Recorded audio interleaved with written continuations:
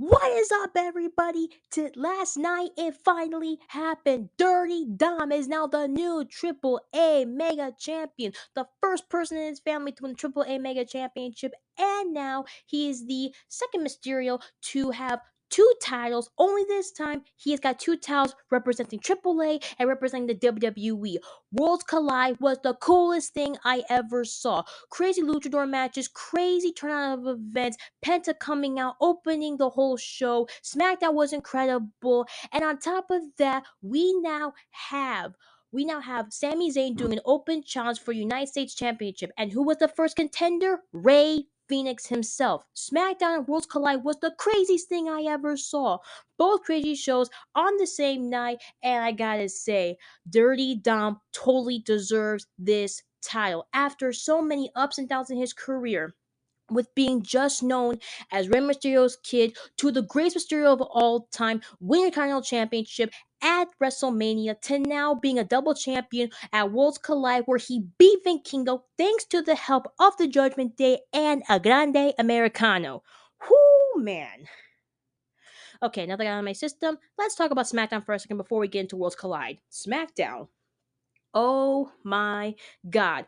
Brock Lesnar opening up the show and R-Truth coming out talking about how he disrespected John Cena and now him and John Cena are brothers and he's like his older brother. I'm like, you're older than him. You're older than John Cena. It kind of reminded me of that funny segment that the Judgment Day did with R-Truth at one time when R-Truth was telling the Judgment Day, like, they're like a family, and he tells Damien, you know what, Damien, you're like my older brother, and Damien's like, you're older than me, bro. I'm like, oh my God.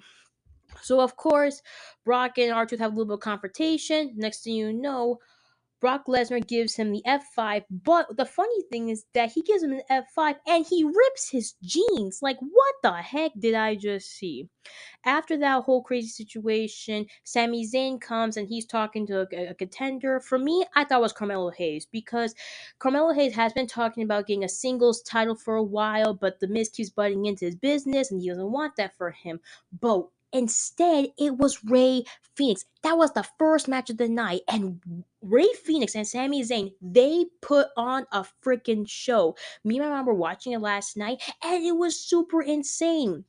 Like the high fly moves, Ray Phoenix's jumps off the ropes, Sami Zayn doing the power bomb, and Ray Phoenix still kicking out. It was insane.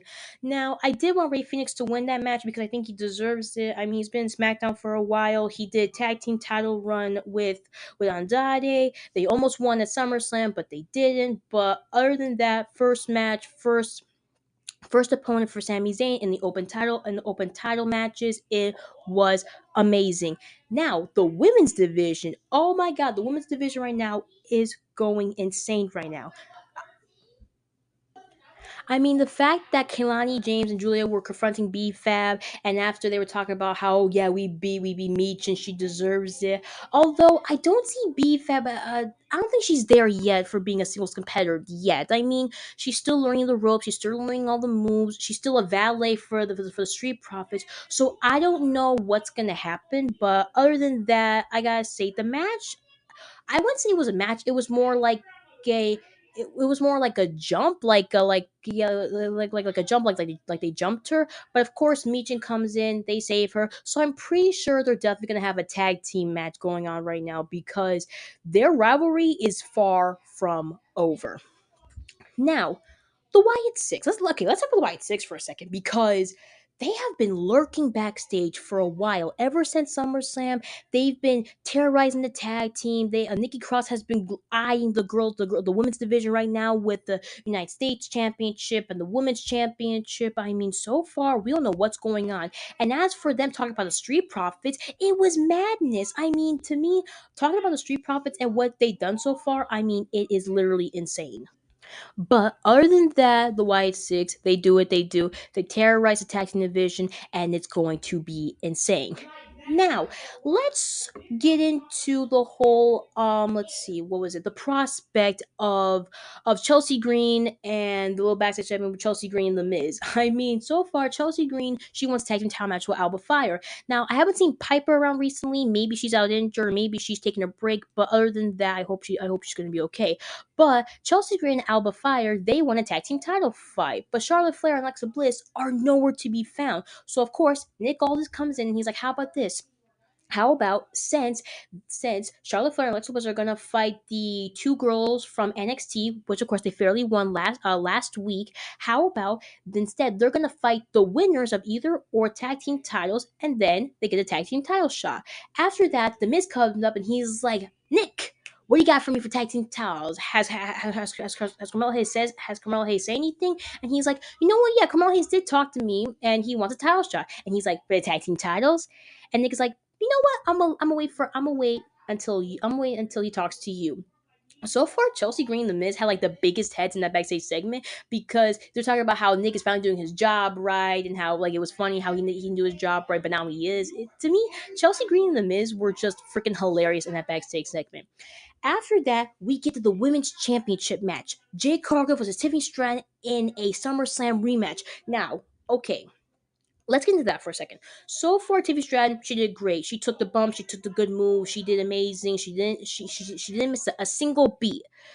For Jade Cargill, she still has a long way to go. It's like I don't even know what's going on. Like, is she practicing? Is she not practicing? Is someone training her? Someone not training her? Like, what's going on that she can't even get a single move right? She's only good at taking punches, and the power bomb she did surprisingly well. But other than that, I mean, it was like if I had to rate Jade's performance against Tiffany Stratton for the title, okay, if I had to say from 1 through 10, for me, I would say maybe five and a half. I don't know. She still has a long way to go, but the match was good. The ending, though, oh my god, the ending goes to a count out. It ends in a draw, and guess who comes out other than Nia Jax, who of course wants a title shot. She doesn't like Jade Cargill. She doesn't like Tiffany Stratton. So I highly think that maybe, possibly, maybe at a, let's say, a Saturday main event or a Royal Rumble or maybe Survivor Series, I'm assuming they could possibly have a triple threat match. Tiffany Stratton versus Jade Cargill versus Nia Jax for the women's championship. Now that I cannot wait to see. Now, the main event.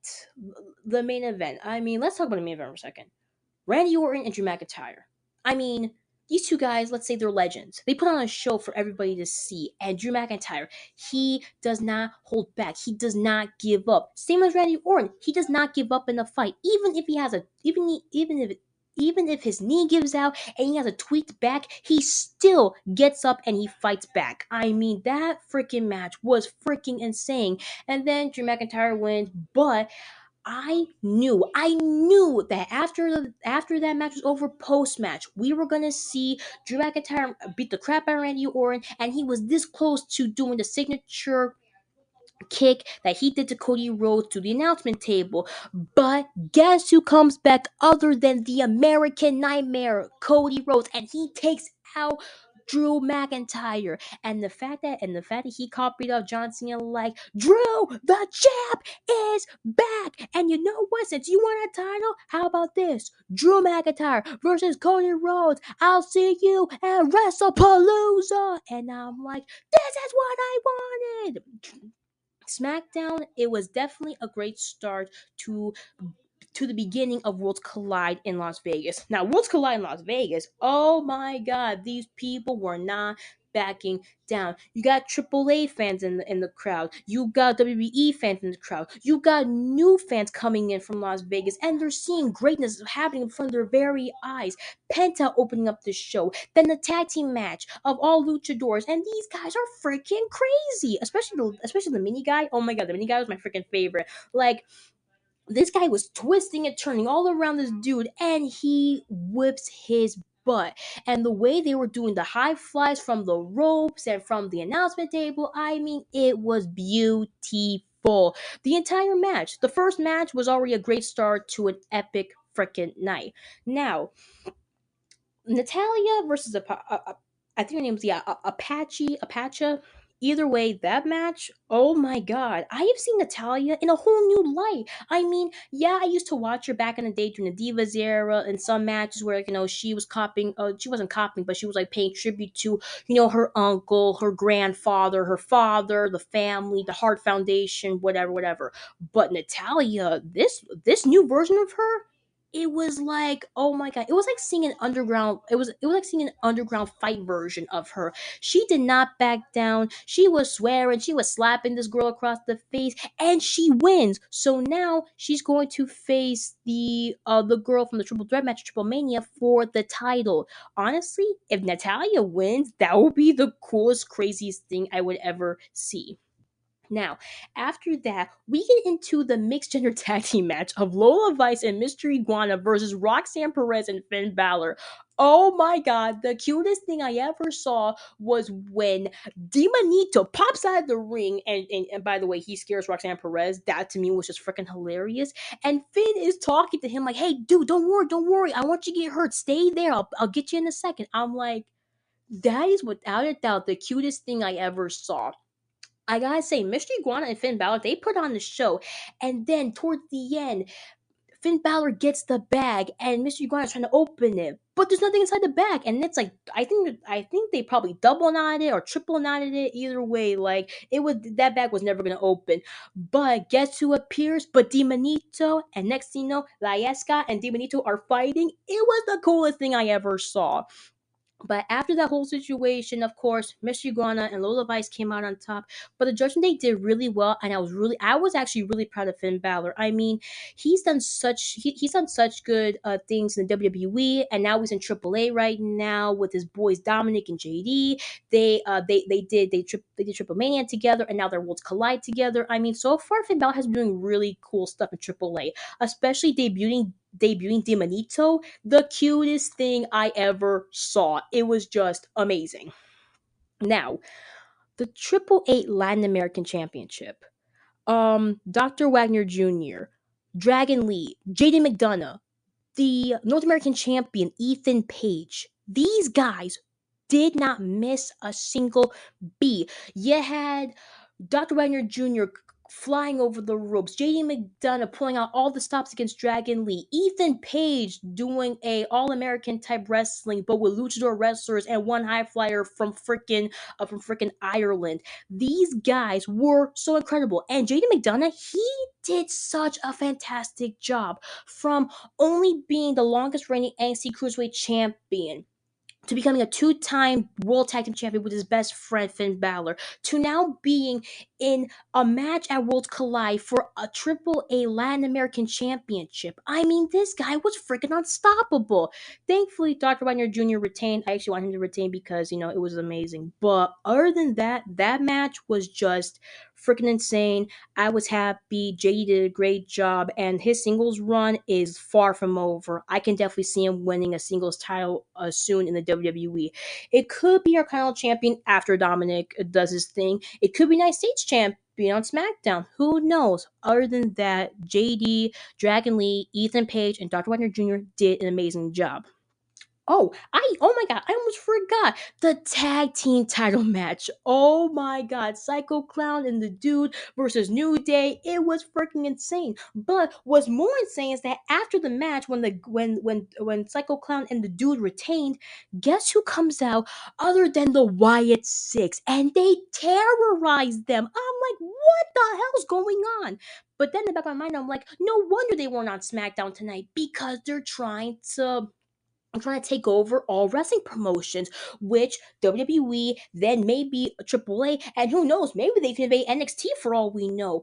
But that match was insane. And the post match fight with Uncle Howdy and the Wyatt Six, I mean, it was crazy beyond crazy. You see them getting chairs and tables, and Nikki Cross is attacking Psycho Clown. I'm like, oh my god.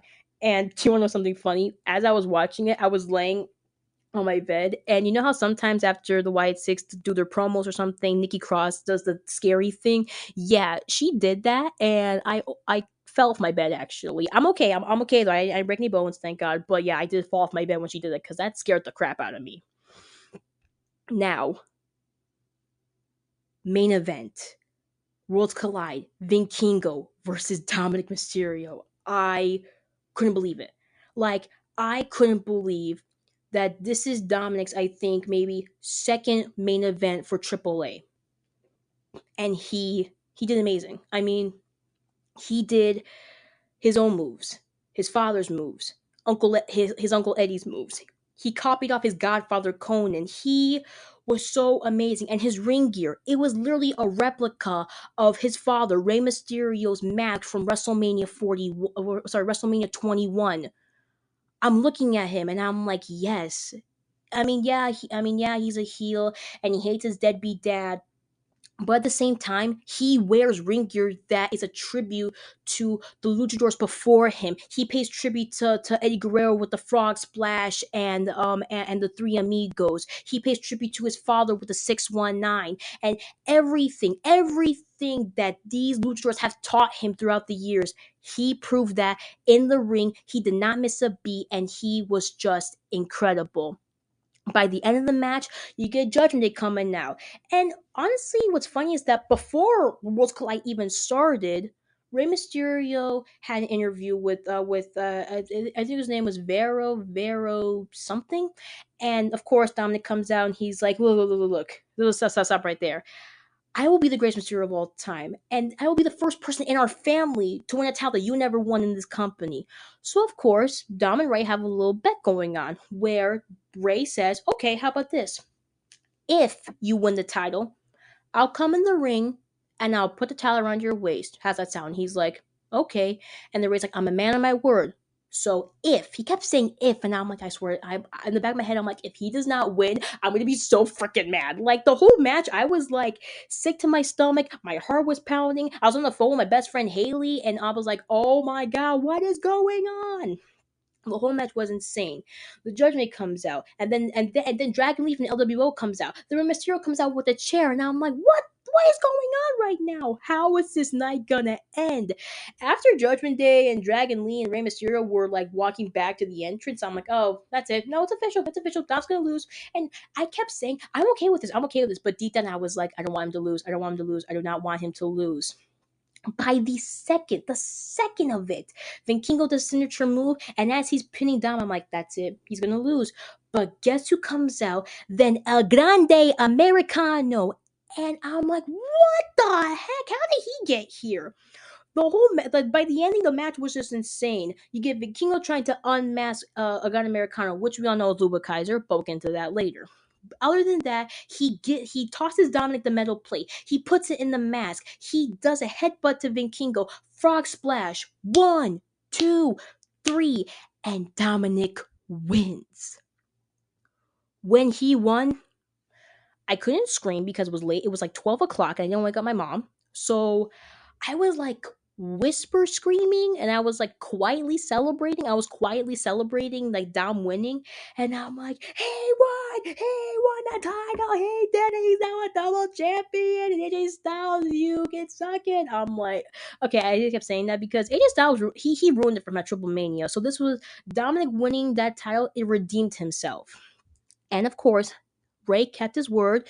He went into the ring, he put the towel on Dominic's waist, and I could just, by the look, I have seen so many different pictures and videos of when Ray did that. And I see a particular picture of Ray standing outside the ring. And I can tell the look on Ray's face. He was so proud of his son. Yeah, they were kept in character. They didn't break character at all. But the look on Ray's face, he couldn't help it. He couldn't hold back tears. He couldn't hold back a smile by seeing his own son wearing the Triple A Mega Championship and being a double champion for his family. I mean, seeing that warmed my heart. I was happy. I was ecstatic. The Judgment comes out. They're hugging him, congratulating him. But then like he pushes the Judgment Day and he hugs a Grande Americano. I'm like, oh god, it's official. It's official. Dom's gonna leave the Judgment Day and he might team up with Grande Americano. But that's a story for another time. Other than that, SmackDown was amazing. Worlds Collide was one of the greatest things I ever saw. I will remember, like I'm gonna say this for the rest of my life that I saw history being made of Dom beating Vikingo, becoming the new Triple A Mega Champion, the first person in his family to win the Triple A Mega Champion, to being a double champion like his father Rey Mysterio and his uncle Eddie from years before in the WWE. But for the rest of my life, I will say I witnessed history being made in at Worlds Collide at 2025 at 19 years old. I mean, it was just the coolest thing I ever saw. And now, this is only the beginning for Dominic's career. Like I said before, this man being from Rey Mysterio's kid to now being Latino cheat, Dirty Dom, two-time North American champion for NXT, to winning the Intercontinental Champion at WrestleMania 41, to main eventing Triple Mania, to going to Worlds Collide, main eventing another match for Triple A, to now winning the Triple A Mega Championship and becoming a double champion for both wrestling promotions, for Mexico and for United States. I could not hold back tears. I was excited. I'm so excited for Monday. Monday will be the last Monday Night Raw before WrestlePalooza, and then of course SmackDown is going to happen in my hometown Toledo. And if you guys are watching, you might see a familiar face. Who knows? But other than that, Worlds Collide was amazing. Monday Raw is going to be ecstatic, and so is SmackDown before WrestlePalooza. Be sure to watch WrestlePalooza on ESPN. It will happen 7 o'clock Eastern, 7 o'clock Eastern time, 6 o'clock Central time. Hope you guys enjoy the rest of your weekend. Be sure to watch the fight that's happening on Netflix. It's gonna be a legendary fight. Talk to you guys soon. Everybody have a blessed day.